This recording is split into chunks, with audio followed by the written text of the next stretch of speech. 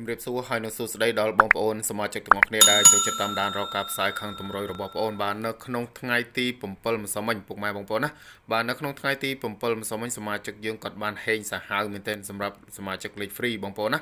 បាទយើងចូលបាន16មួយគ្រាប់ហើយលេខអូសខ្ទង់យើងចូលបានខ្ទង់10និងខ្ទង់8បងប្អូនណាបាទអ្វីដែលជាពិសេសហ្នឹង3លេខបងប្អូនណាបាទ3លេខយើងចូលបានមួយគ្រាប់ទៀតបងប្អូនណាបាទ3លេខយើងចូលបានមួយគ្រាប់ទៀតនៅក្នុងថ្ងៃទី7ម្សិលមិញពុកម៉ែបងប្អូនសម្រាប់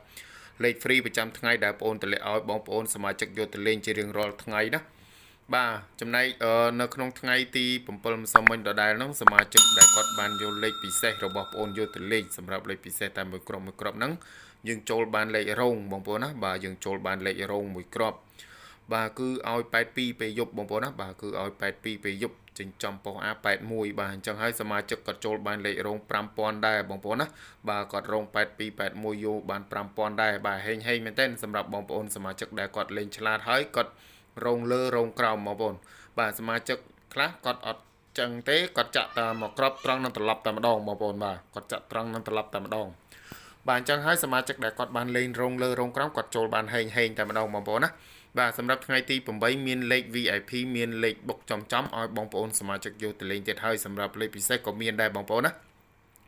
បាទមានទាំងលេខ free មានទាំងលេខប្រចាំខែមានទាំងលេខពិសេសគៀកម៉ោងបងប្អូនបាទសម្រាប់លេខ free ហ្នឹងគឺបងប្អូនតម្លាក់ឲ្យនៅក្នុងថ្ងៃទី8បាទគឺឲ្យ86 10គុត41 64 17បងប្អូនណា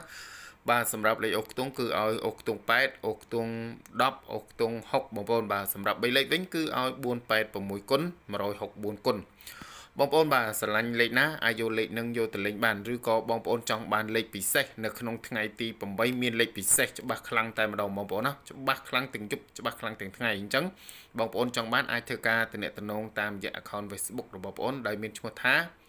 បាទលក់លេខឆ្នោតថ្មីបាទអាចធ្វើការទំនាក់ទំនងបាទបងសេវាចូលលេងជាមួយបងប្អូនបាន